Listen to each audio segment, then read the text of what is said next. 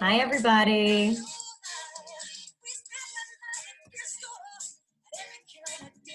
All right. Caroline, I thought you weren't going to make it. Well, I'm kind of trying to multitask and do both quickly, so we're going to see if it works out. I love it. It's a great plan. It's a great plan. It really is. Hey, Riley. Hi, Anna. Hello, Lindsay. Allie is up there. She is. Hi, Pumpkin. Hi, Autumn. Hello, Tori. The tassel looks great. It looks great. Hi, Amanda. Welcome. Hey, Nicole. Hello, Grace. New monitors for 2 meetings. I'm excited. Yeah, Renato, Caroline's the boss, right? Hello, Grace. Hello, Olivia. Hello, MJ. Hello, Renato. Hello, Melanie. Hello, Erin. Hello, Emma. Hi, Steph. Yay. Hello, Allison. So nice to see you guys. We'll see how this goes. You know, Missy, I messed up on the essay. Oh, that's okay, sweetie. Don't worry. It doesn't count. It doesn't count. Just try your best not to mess up on the one on Monday. So I went over to Miss Minnick's last night and we worked on making our presentation for you guys on Friday. So that, hey, Shale. Hey, Miss Etter. So hopefully you guys don't have to, you know, that big like list of stuff that I posted from the College Board that you have to look at. I'm going to do it. I'm going to do it for you. Okay. I am. And so is Miss Minnick. The one thing you do need to make sure of today is, has everybody gotten an email from College Board? Good. And did you guys get your testing tickets today?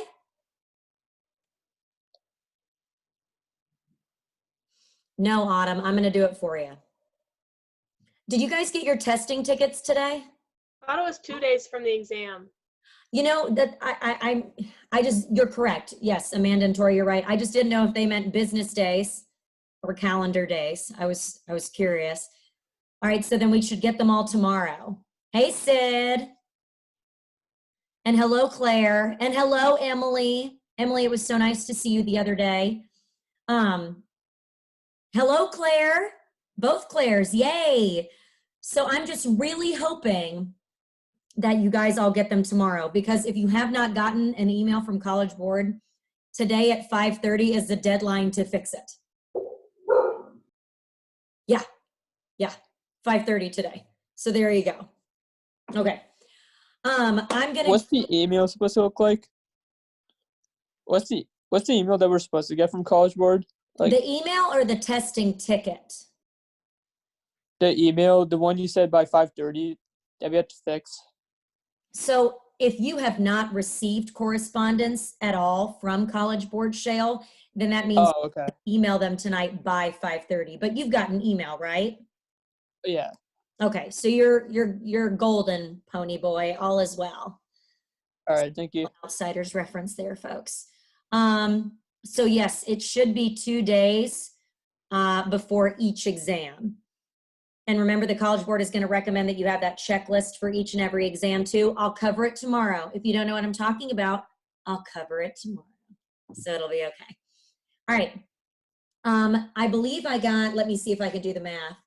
5 plus 2 plus 1 plus 2 plus 3. This is really tough math here, guys.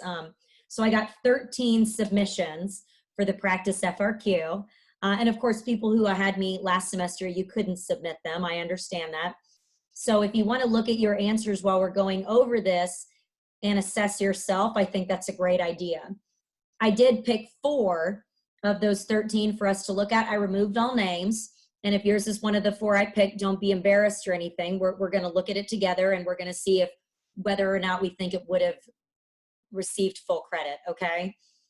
But arguably the most important part of the argumentative essay is your thesis. Because if you don't get the points for the thesis, you cannot get points for everything else. And lucky for us, for this argumentative essay, we don't need to worry about A, B, or C or any of that nonsense. We just write. Okay? Okay. Ready to dive in? Ready to share the screen? Here we go. Share screen. Which one do I want to do? This one? Sure. Maybe. Okay. So this is the rubric to the question. And I want to show you the question itself.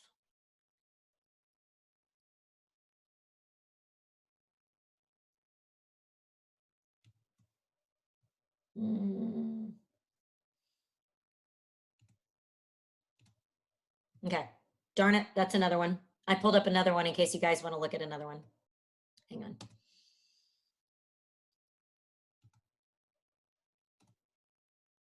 Is this it? Okay. Can you guys see this Word document? Does it say Chapter 9 argumentation question? Okay, wonderful. All right then. Let me just move my computer around so that I can see, and I want to be able to see more of you. Yeah. Well, I'm trying to resize the window, but you keep messing it up. Not you guys, my computer. Stop it. Again, not you guys, my computer. Okay. Alrighty. So the question had to do with United States versus Virginia, with that Supreme Court case. You guys have never heard of that Supreme Court case, right? Yeah, because it's not one of your 15. So that's okay. That is all right. Don't even worry about it.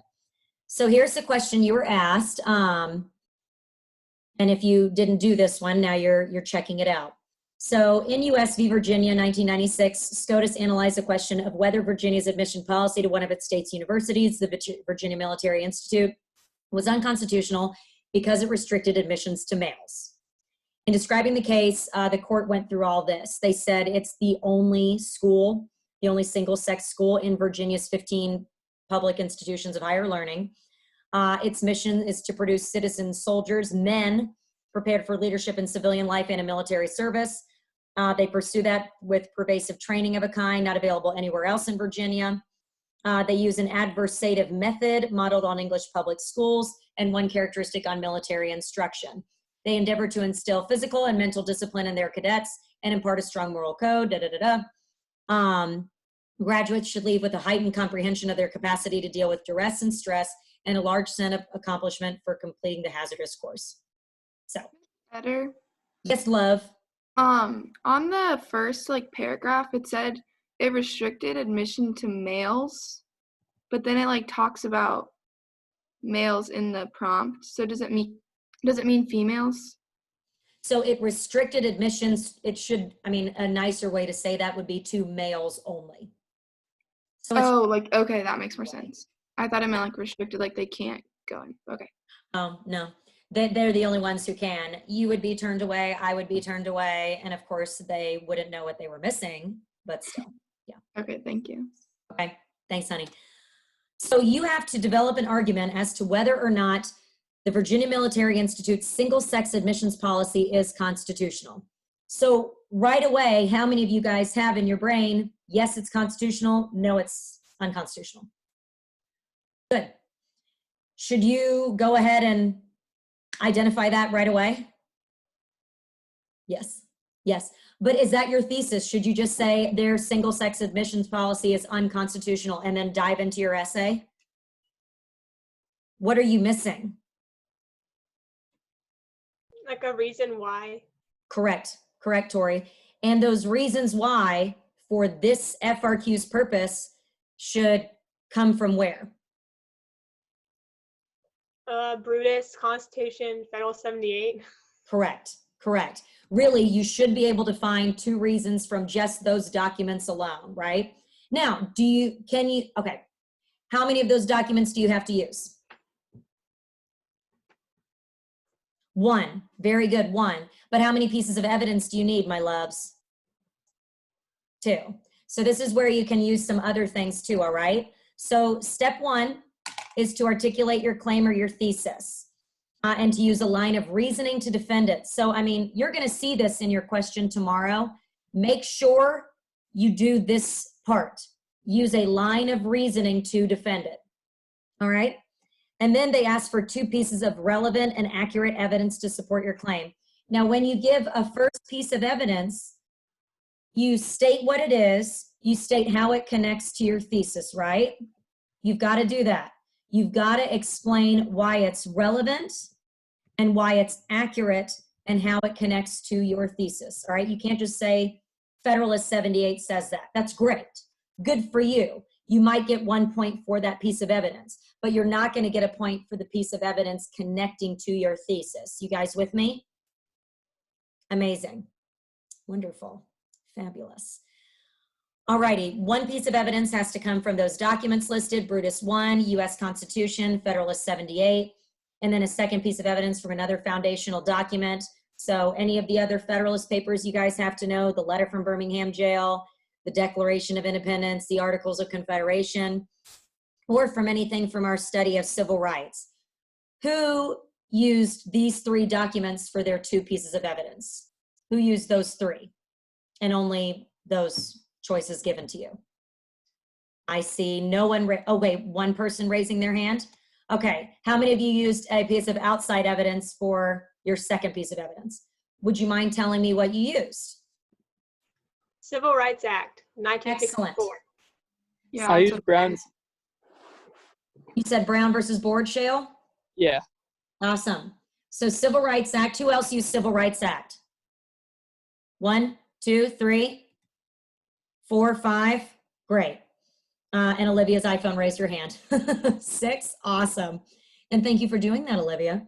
So 6 of you used the Civil Rights Act. How many of you used Brown versus Board of Education besides Shale? Yep, awesome. Good idea to have a third reason too. Okay, so not alone, guys. Very good. Anybody use anything different? I used Title IX. Awesome, Lindsay. That's great. Okay. Did anybody use any other piece of women's rights legislation that we've learned about in class? Anybody use the 19th Amendment or the lack of the Equal Rights Amendment? If you didn't, that could work for you too. All right, well, let's dive into it. Let's look at the examples that you guys gave me. So I'm gonna see if I can just transition to the next document that I want to show you. All right, do you guys see a new Word document or is it the same one? It's the same one? Bleh. Okay, stop share. Okay, new share. And I want to show the ones for grading. Here we go. I want this. Ooh, maybe I'll show you the rubric first. Yeah, I'll do that. Okay, so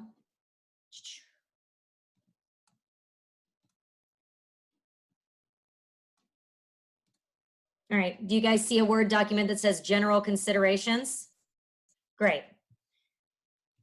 So when you are asked for task A to make a defensible claim that establishes a line of reasoning, all right, this is not true to this question, but you're asked to make a defensible claim, a thesis, and establish a line of reasoning. That's technically task A, and that's what they'll look at for the rubric's purpose. For task B, you need to provide 1 piece of evidence that is accurately linked to the topic of the question. B2, the response gives another piece of evidence that's specific and relevant, or excuse me, that same piece to support the claim or the thesis, okay? And then for B3, another piece of evidence that is relevant to support the claim and thesis. And C, that second piece of evidence has to support, okay. I probably should have double checked this, whoopsie daisy. So A, thesis, a clear line of reasoning. B1, piece of evidence that is accurately linked to the topic of the question. B2, the piece of evidence is specific and relevant and supports the claim or thesis. And then another piece of evidence from a different document, and the second point for that same piece of evidence that it connects to the thesis. You've got to have a point for the thesis to get some of the additional points. So here's the rubric. I'm sorry I didn't retype it. Okay. In order to get a point for articulating the claim or thesis that responds to the prompt, you've got to assert that the VMI single-sex admissions policy is or is not constitutional. And you've got to establish a reason for why. So thesis is or is not constitutional, and then a line of reasoning, okay? No matter what thesis is being articulated, you've got to cite 2 pieces of relevant and accurate evidence to support the thesis, one of which has to come from the identified documents. Here you go. Here's your 4 instances. You ready? You may have thought of these, you may not have thought of these. You could claim that the Virginia Military Institute's policy is constitutional. You could use evidence to support this, saying that the sex-based admissions policy satisfy the intermediate standard test under the 14th Amendment Equal Protection Clause. That's talking about applying scrutiny to laws that are not applied equally to all. And, you know, strict scrutiny is usually used for race. Gender does not qualify for strict scrutiny. By furthering the Virginia's government's important government objectives of instilling physical and mental discipline, traits are more arguably associated with men than women, to educate future military leaders. So you could have gone with, it meets intermediate scrutiny and that's it, not strict, based on the 14th Amendment. You could also further support that particular argument by bringing up the absence of the ERA, because the 19th Amendment, which is in the Constitution, only applies to voting equality, not equality in admittance to institutions. And since the ERA was not passed, it means that this is fine, is what that's saying there.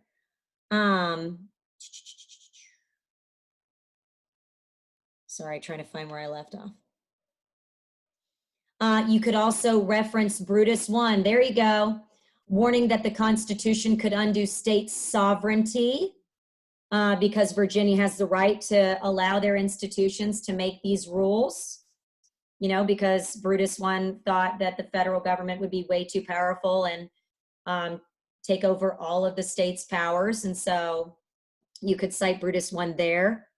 Or you could claim that the Virginia Military Institute's policy is unconstitutional. Now, you can also go to the Equal Protection Clause here, but you could argue that that intermediate scrutiny test that I mentioned earlier is violated because women as well as men deserve the opportunity to become military leaders, and women are just as capable of attaining the physical and mental discipline emphasized at the Virginia Military Institute. Or, again, to support that it's not okay, you could bring up Brown versus Board, because just like in the Brown decision, the state of Virginia was establishing segregated facilities in the area of public education and causing feelings of inferiority to those not eligible. So you could bring up Brown for outside evidence and cite that to connect it to your thesis. Or you could have gone with Federalist 78, support for judicial review lends further support to the argument that SCOTUS is empowered to declare Virginia's discriminatory admission policy in violation of the Equal Protection Clause. So ignore the rubric that you see there because that's not the rubric they're using since the rebuttal stuff is gone. Okay? So I'll look at your responses now and we'll decide as a group if we think they will have earned credit. You ready? I know that was a lot. We'll do it together. It's going to be all right. Don't worry. All right, I'm going to stop that. I'm going to go to a new share because apparently I have to do that every time. FRQ examples to grade. Here we go. Okay. Da, da, da, da. Come over here, please. All right. Okay. Here's our first one. You ready? Yes. And I don't have the chat bar open, so let me know if anybody's trying to chat and I'm missing it. All right. Here's this person's. The VMI's single-sex policy allows for the admissions and enrollment of males only in order to develop strong citizen soldiers. The policy of single-sex admissions is unconstitutional as it denies the opportunity of admission to females. Okay, did that individual identify that this was constitutional or not? Yes, they did. Do you think they established a clear enough line of reasoning? I think that they could have benefited from a little elaboration. And I think they could have even brought up one of the documents that they were going to use in their thesis. I think that would have been stronger. I like what they said, though, that they use that only to develop citizen soldiers. But again, that's where I would bring up something else, a piece of evidence initially to get that thesis rolling. Does that make sense? Okay. The Constitution describes the idea of natural rights of man that are life, liberty, and the pursuit of happiness that are protected under the Due Process Clause of the 14th Amendment and applied to state and local governments. That is just a beautiful topic sentence. I mean, I'm like an Italian chef. Mwah. It's beautiful. The clause supports the idea that all people, both men and women, have liberty to pursue their passions in the United States due to the freedom of opportunity. Okay, so when you're bringing up opportunity, I would potentially attempt to connect that to the Constitution more specifically. This person already brought up the Due Process Clause of the 14th Amendment applying to states. The freedom to pursue life, liberty, or property is guaranteed under the Due Process Clause, which should not be denied, said that, including this institution in Virginia. Here we go. Women are denied the liberty to pursue admission, which violates their natural rights listed and protected in the Constitution. Okay, I think that bringing up the freedom of opportunity is good, but it needs to be connected a little bit more. But I don't even think it's necessary because I believe by bringing up the Constitution, which was one of the 3 documents, correct? By bringing up the Due Process Clause, another piece of evidence, and by explaining how states are not supposed to deny that, I think that's good. I think it would be a good idea to elaborate even further and say that the institution, which falls under the purview of the state, then the state government has to go after this educational institution for doing this. But I do think that this person would earn the points for this first piece of evidence and connecting it to the thesis. Do you guys agree with me or do you disagree? You agree? Heads are shaking yes. Yes? Okay, and then I can't see Anna or Lauren or Grace or Olivia or MJ or Renato or Melanie or Aaron or Emma or Allison or Emily or Claire or Elaine or Abby or Anna or Stacia or Hannah, but hopefully you're with me. Oh, somebody just threw up a thumb. Thank you, Emma. Thank you, Claire D. Appreciate it. Okay. All righty, so thank you, Shale. Let's look at this last part, okay? The Civil Rights Act, ooh, there we go, of 1964 outlaws discrimination in public places, which includes hiring and admissions practices. Okay, okay. This act supports this claim as it is unconstitutional to exclude anyone, regardless of race, ethnicity, disability, or sex, in the activities involved in day-to-day life. This evidence rules the VMI's policy is unconstitutional as females are denied the right to entry to the institution, which violates the standing of the Civil Rights Act of 1964. Females are denied because of gender, the opportunity to pursue an opportunity, the ability to pursue an opportunity, which violates the freedoms given to them in the Civil Rights Act. I think that's great. I think that's good. I think that it connects to the thesis, and they explained why it's relevant and why it supports the thesis, not just connects to it, but supports the thesis. Now, this person told me that they had a hard time fitting all of this in the required time. Yeah, it's tough. For those of you who tried the FRQ, did you give yourself a little outline before you did it, or did you just dive right in? Dove in? I like outline which documents I could use and what Good show. I could take away from them. That's great. What a wonderful idea. I would totally do that. Are any of you planning on handwriting this? Tori? Okay. So if you are planning on handwriting this, just, keep in mind that can kind of slow you down. And you can go back and, move around things if you're typing. And you've got to plan time to take your pictures and pull from them where you're uploading it. But it is your prerogative, and I support you. We have 25 minutes for this, right? Yes, Allie. 25 minutes to write and then 5 minutes to upload it. Did anybody run into any technological issues when they were doing this? No, I did mine on paper. Nice story. Yeah, so no technology, right? Or no issue at least. Listen, if you run into a problem while you're taking this on Monday, you can't email me, right? You know that, right? Okay, because I can't do anything. I can't. Okay, so I think this one was really good. I think they did a good job. If, however, they did not award a point for the thesis, then oh snap, that takes away significantly from the overall grade, right? So keep that in mind, my loves. Okay, so thank you to the anonymous volunteer for donating their essay, even though they did not know they were doing so. Here's another one. You ready? Can you all see that? The second one? Amazing. Oh my gosh, this is not bad. Not bad. And both of my kids are asleep. We're winning. We're winning at life. Okay. The Virginia Military Institute in 1996 restricted male access to the institution. Okay, so now I think we had a similar misunderstanding. The single-sex admissions policy proves to be unconstitutional because it permits discrimination on the basis of sex. The Equal Protection Clause of the 14th Amendment and the Constitution and the Civil Rights Act of 1964 both defend the claim that discrimination in public places, schools especially, is unconstitutional and cannot occur in the United States of America.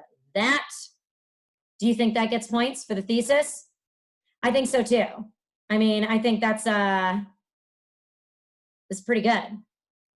It's really good. They identified their sources that they're going to pull from right off the bat. They didn't go too much into detail for it, which is great. They told us they think it's unconstitutional. And even though they said it restricted male access, and now we know, why that was a misunderstanding, that's not going to take off points. Okay? That will not take off points. So are we good there? Great. Yay. All righty. The Equal Protection Clause. So that's where they're going first. Wonderful. States, and they stated earlier, it was in the 14th Amendment, that no state can deprive any person of equal protection of the law. Good. This means that students have the right and liberty to apply to and attend any institute they are applicable for.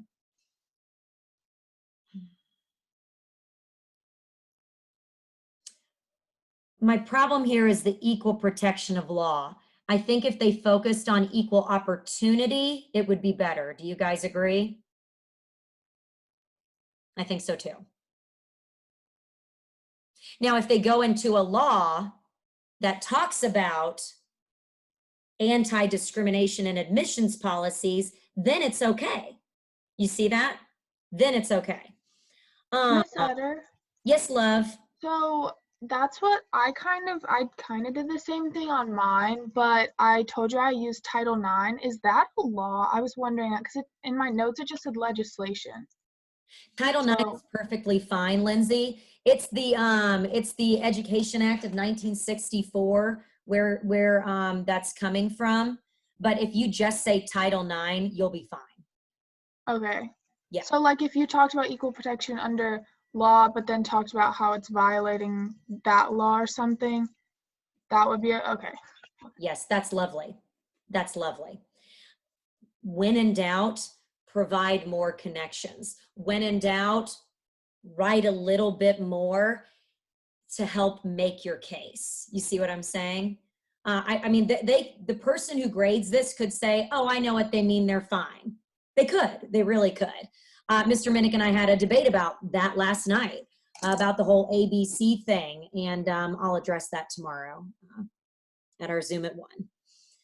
Okay, so much like in Brown versus Board in 1954, look at this. Look at this. Even if they were not correct with their piece of evidence before, they're getting it here, okay? They could get it here. Separate but equal cannot stand. In this court case, discrimination occurred on the basis of race, but in the other case, the discrimination takes place in the form of gender. Either type of discrimination is unconstitutional by the framers' establishment. I would take out framers' establishment because the framers did not write the 14th Amendment of the Equal Protection Clause in the Constitution. So remember, the document that they're pulling from here of the required 3, one that you have to use is the Constitution, and using the Equal Protection Clause works. You don't have to use the Constitution as of 1787. You can use the Constitution as of its latest amendment, 1992. Okay. Okay, so they brought up the Equal Protection Clause. They explained why it was relevant. They explained how it further supports their thesis, so I think that would have gotten credit too. Okay. Are we all right there? Okay. And the reason why is because they gave me a precedent in Brown versus Board of Education. Or they gave another example to help explain equal protection under law. Okay? All right. And then the Civil Rights Act of 1964 states that segregation is illegal in public places, and the government would withhold funds from any school that discriminated by race or gender. Very good. Very good way to add in that second bit. By not allowing the admission of one of the sexes, the Virginia Military Institute is blatantly breaking this Civil Rights Act. Okay? Discrimination can take many forms, and denying entry to a particular gender is outright unconstitutional. Men and women with the correct and strict training from this institution can become citizen soldiers, but they must also be given equal opportunity from the beginning. What do you guys think for that one? Anybody want to argue no? Okay, I'm with you. I think it gives us enough. I do. It gives us the document. It gives us the evidence from the document. It explains why it's relevant and explains why it connects it to the thesis. So it's a pretty dang good essay for our purposes. Okay? Don't worry, we're going to get into one that doesn't earn full credit. Well, we already have.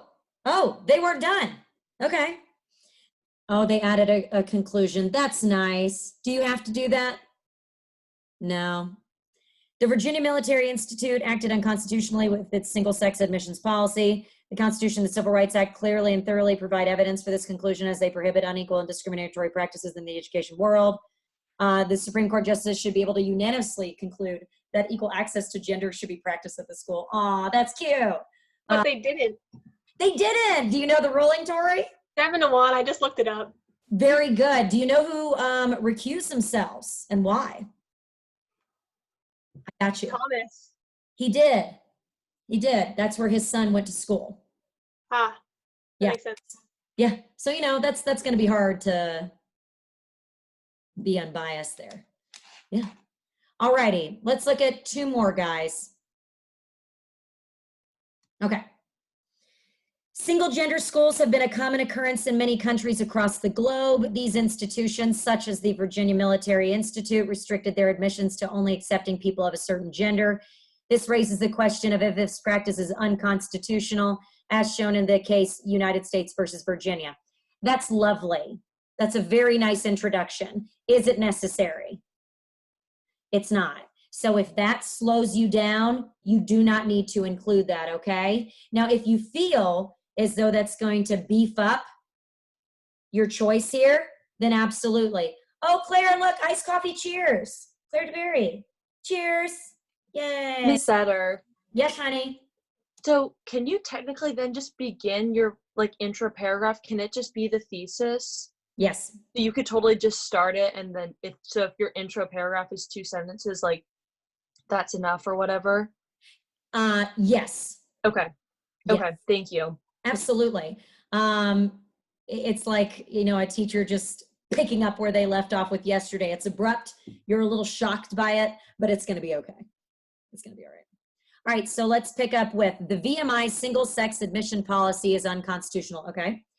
Because it violates the amendments found in the United States Constitution. All right, so right then and there, which ones? You see what I'm saying? I want to know which amendments it violates. And the standard of strict scrutiny, used to determine constitutionality of laws and regulations that regard discrimination in cases of race, ethnicity, and gender.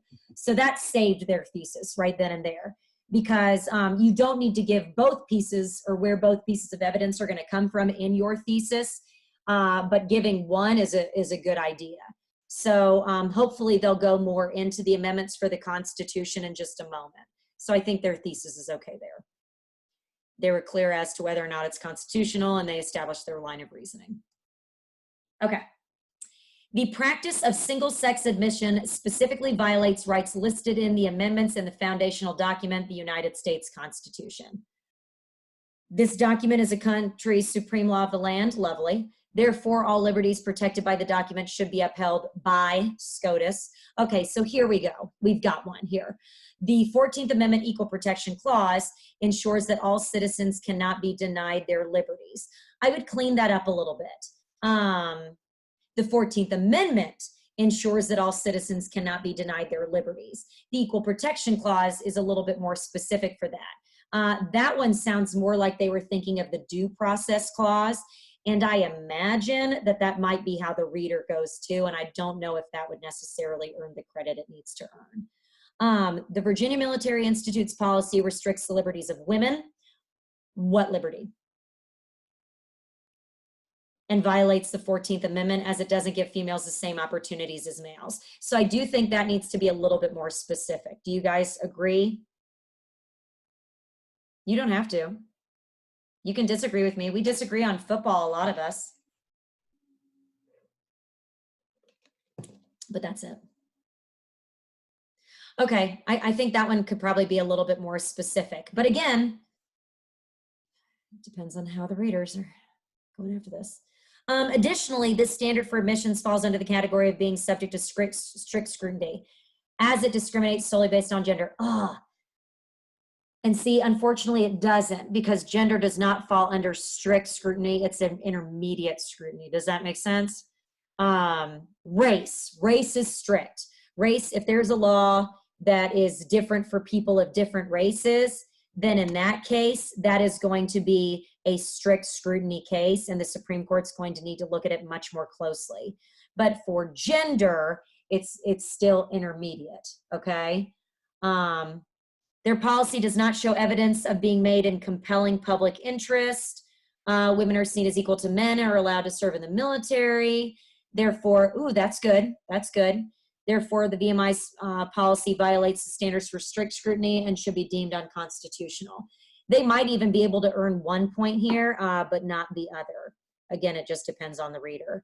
And as no one has ever used this rubric before to grade an FRQ, it's just for us to make an educated guess on. So do you guys understand where the person who wrote this essay could maybe give a little bit more specifics? Okay, and the difference between strict and intermediate scrutiny? Do we get that? Okay. Okay, now here's one more. And this person, what they did, I applaud them for doing it, because you can earn partial credit for these things, okay? They obviously did not finish, but they wanted to earn some credit. So this is what they submitted. All right? Any institution, public or private, has the right to deny anyone based on gender. It is said in the Constitution that all men are created equal, but this does not include women. This would mean that in the case of US v. Virginia, no one was in the wrong, and that the Virginia Military Institute was completely within their constitutional right to only allow one sex. Okay. So they said it was constitutional, correct? So that's like part one of the thesis. Did they establish a line of reasoning? I don't think so. It's iffy. Yeah, I agree, Riley and Caroline. It's iffy. Because it says in the Constitution that all men are created equal. No, it doesn't. Where does it say that? Isn't it the Declaration? Yes, it is, Riley. And so if the Declaration were one of these documents required for this one, and they cited that, then potentially maybe there could be a point for that one quote. But since it was not, and since it's not used correctly, this one sadly earns a 0. Miss Etter? Yes, Riley?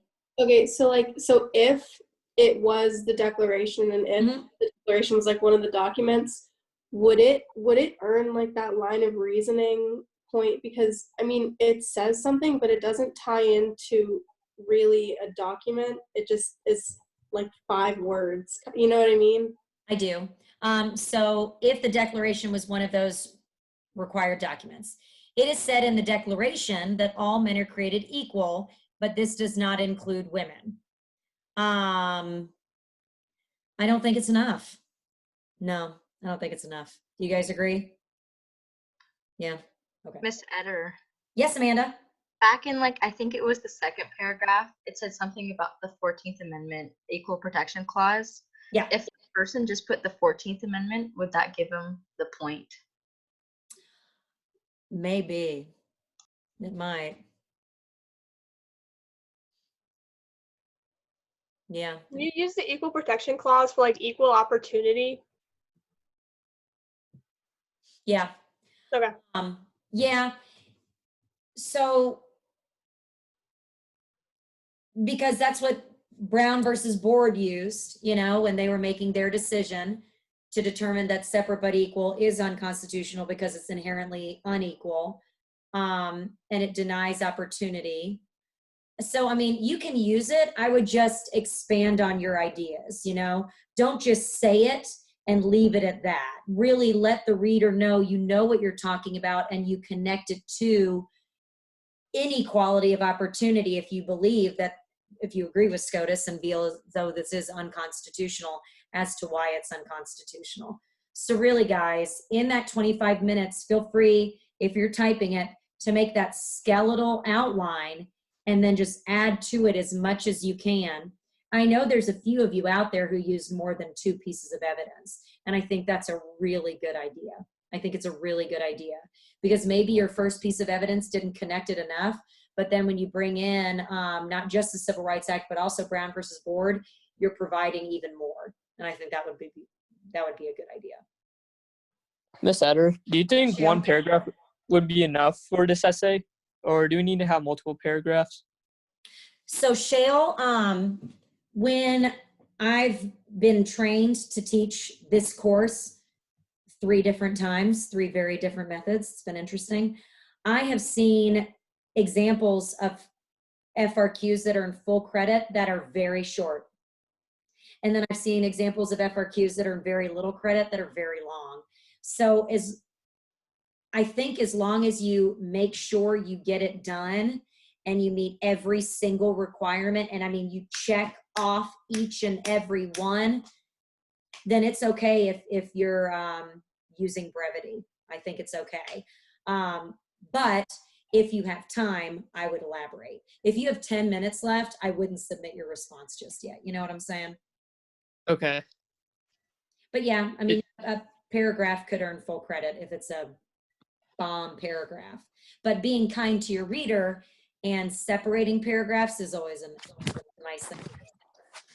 Okay. Is there a rubric or checklist for this essay on Schoology? So yes, I will post this for you guys, or I'll rewrite the one thing earlier and show you what you're supposed to do. And when you take it on Monday, you'll see the question that I give you, or the question that they give you, it won't be me, will have everything for you to do. So do you see this stuff that I've highlighted on the Word document right here, Shale? Yeah. This will be on your screen. And remember, they're suggesting that you open up 2 windows, one with the question and one in a Word document or whatever it is you're using. I don't want to stifle anybody out there. So you'll have this, and you can literally say, okay, have I articulated a claim or thesis that responds to the prompt, and did I use a line of reasoning to defend it? Okay, check. You can literally do that and leave that up for the 25 minutes that you have, honey. Okay, thank you. You're welcome. Miss Setter. Yes, Claire, what's So I've heard from some of my teachers that we have to use like a phone or a tablet to take the exam. Is that true? no? Okay, so we can use like a regular laptop or computer or something. 100%. I think Okay. only if you're taking pictures do they recommend a phone or a tablet so you can like actually take a picture. Okay, That that's what makes I was sense. thinking for like math and stuff. But I was like, how am I gonna type it and then submit it on my phone? No, Pumpkin, you're good. Okay, thank you. Absolutely. So Yes. in Linz. general, the equal protection clause guarantees equal protection under the law, and then is it also equal opportunity? Okay, so those are the 2 main parts of it. So, oh, where's my pocket constitution? Willow. Hang on. Hang on I one. can read it. Thanks, Tori. I want to project it. Oh, I think I can share my screen. Okay. Let me see if I can do that. Well, that'll be really hard. Well, here on. Wait. No, it won't work because Okay. it won't work. Hang on. All right. So what can I do? Can I just search and share? Can I do that? Internet. Where are you? Okay. Lindsay, I'm just trying to recall the language of the 14th Amendment. I got it. Hang on. Because it's a long amendment. What would that be? That would be civil rights. Oh, Wyatt, honey, I'm just not coming to get you. You're going to have to stay asleep. Hang on, honey.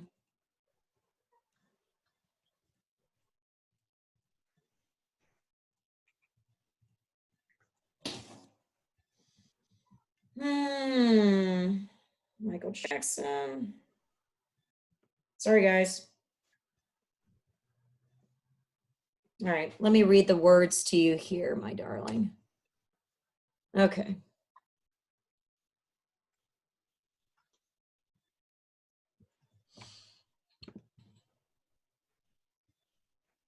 I mean, would you just show me the text? Thank you. All right. Okay.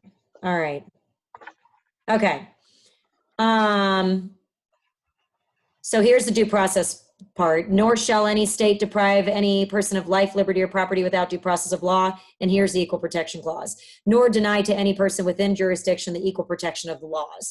So equal opportunity is inferred. It is not stated. It is inferred and has been inferred by the Supreme Court. Equal opportunity was further solidified with the Civil Rights Act of 1964. Okay? Okay, that makes sense. Okay, sweetheart. Thank you. Of course.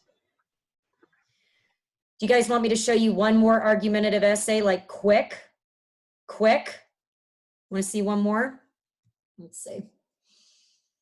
Miss Etter, Yes, honey. can we use the pocket constitution on the exam? Yes, you can. Awesome. Thank you. Absolutely. Okay. And I'm going to go over tomorrow with you guys what I would suggest you have out on your desks. Okay. All right. Can everybody see in April 2017, President Trump informed Congress? Miss Adder, wait, did you hear about the war powers resolution that he just vetoed? No. Congress tried to pass, because like they kind of got mad at him for sending that missile to Iran and killing the leader that almost started World War III. So they passed a resolution, another one that was like, hey, you can't do that, and Trump vetoed it. But the problem is it didn't have enough votes in the Senate. It was like a 55-45, so I don't think they're going to be able to override the veto. No. No, that's not going to happen. You're right. No, Tori, I'll have to check that out. Thanks, honey. Here, I'm writing it on my to-do list. I have one. I have a to-do list. It has a few things on it. Okay, so can everybody see this in April 2017? Do you see this document? Okay. In April 2017, Trump informed Congress of his plans to launch 59 Tomahawk cruise missiles targeting the airbase from which Syrian President Bashar Assad launched chemical weapons attack on his own people, killing more than 80 men, women, and children. According to a CBS News report, Senator Mike Lee, a Republican from Utah, insisted that the United States increase the use of military force in Syria. We should follow the Constitution and seek the proper authorization from Congress. Kentucky lawmakers, Thomas Massie, Rand Paul, both Republicans agreed. So they're asking you to develop an argument that explains whether or not the president has the power to order an airstrike without congressional approval. So look, you're going to see all of this on your screen. It will not go away. Do you want to jot down some ideas and see if it would earn credit? I'm ready to take it. Take a picture and take it later. Sure, you can just tune me out. No, I can just do it right now. I'm ready. You did this one last semester, Pumpkin. Yeah, I know. That's why I'm ready. Okay. All righty. So your argument is one that explains whether or not the president has the power to order an airstrike without congressional approval. Okay. So you must first articulate a claim or thesis that responds to the prompt and use a line of reasoning to defend it. So do that first. After you do that, you need to use two pieces of relevant and accurate evidence to support your claim. One of those pieces of evidence needs to come from one of these documents: the Constitution, Federalist 70, and Federalist 51. Okay? And then after you use a piece of evidence from one of those, use a second piece from another of those documents or something else, and use reasoning to explain why the evidence you provided supports your claim or thesis. Do you guys want 5 minutes just to do this and then we'll see? 5 minutes? Okay. I'll set a timer. If some of you are like, no, I want to check out, okay, you can go. But for those of you who want to try it, I mean, heck, we're here. Why not? It's 5 minutes. Okay.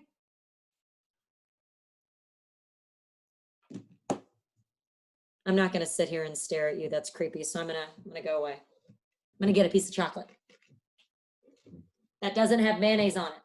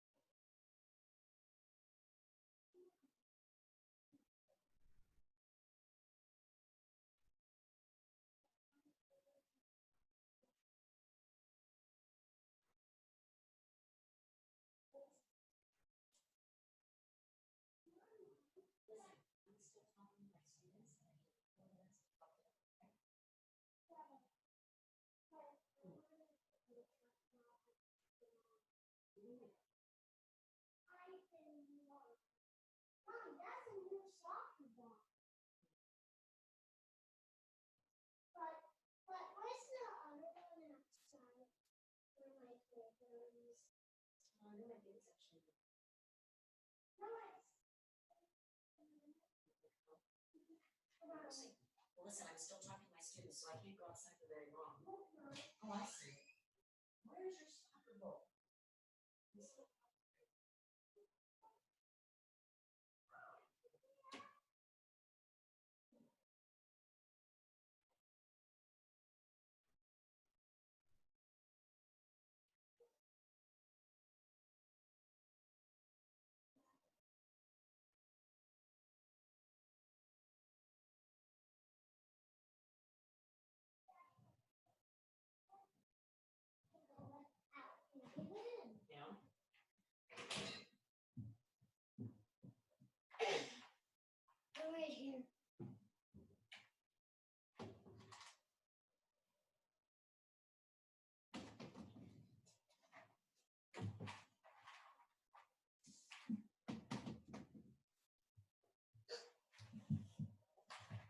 We got about 2 minutes, guys.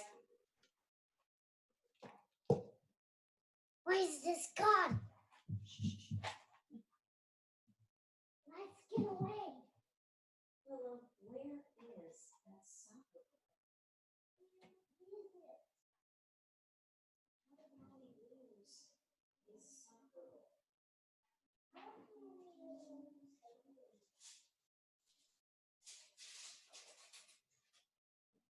Oh, the guy threw it away.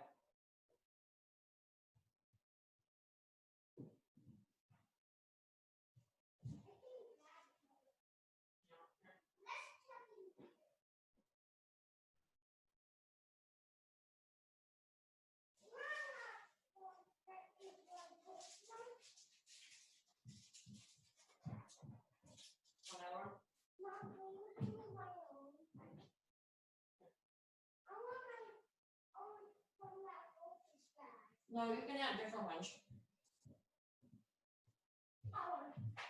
What?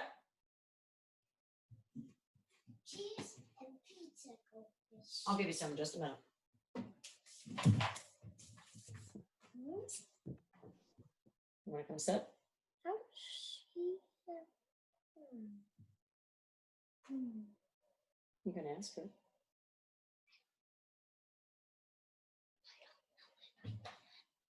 You can. That's Tori.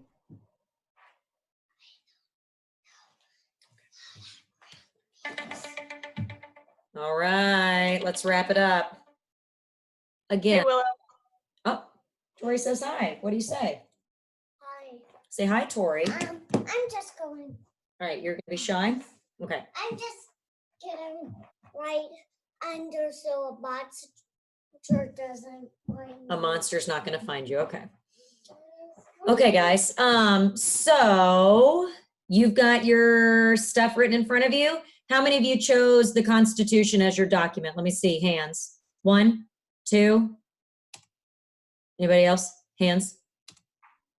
Hands. Okay. All right, so 2. How many of you chose Federalist 70, the energetic executive? 1, 2, 3, 4. I see you, Claire. Okay. And there's my chat, which I don't know where it went. Okay. And so how many chose Federalist 51 then? Yeah. Checks and balances. That's a good one. They're all good. I think they all really can fit. So let's look at the rubric and let's see how you would have done. Okay. All right.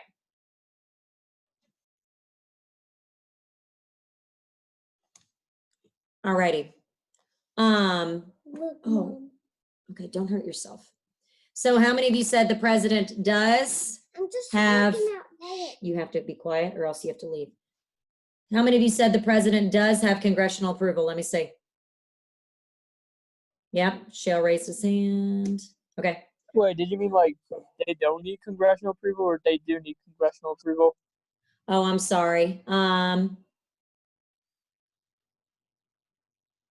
So that would mean that they do not need congressional approval.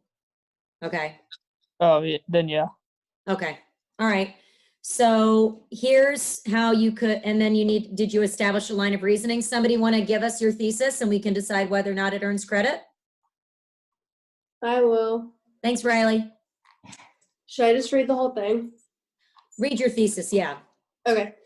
The President of the United States does have the power to order an airstrike without congressional approval. The Constitution outlines the President as the Commander-in-Chief of the military. Therefore, Trump was acting within his rights as the head of the executive branch given to him in Article 2 of the Constitution.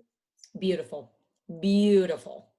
Yes, that earns credit. You guys agree? Mom, this is Poppy's hand. I agree. You see? Anybody else want to give me theirs? See? Sure, but I'm freestyling. Okay, freestyle. The president does have the power to order an airstrike on Syria without congressional authority because Federalist 70 by Alexander Hamilton calls for the need of an energetic executive to be able to act quickly in times of war or crisis without congressional approval. Excellent. Very good. Very good. All right, these are good, guys. So let's look at what else would have earned credit, okay? So if you said that the president can do this without congressional approval, you could have said something along the lines of Commander-in-Chief, the Constitution's vague designation of the president as Commander-in-Chief without any limits expressed on their power. That's good. For Federalist 70, that's the one that Tori just brought up. It describes the need for a vigorous and energetic executive whose decisions and actions are best designed to protect America. Awesome. So that's the Constitution. That's Federalist 70. What about for Federalist 51?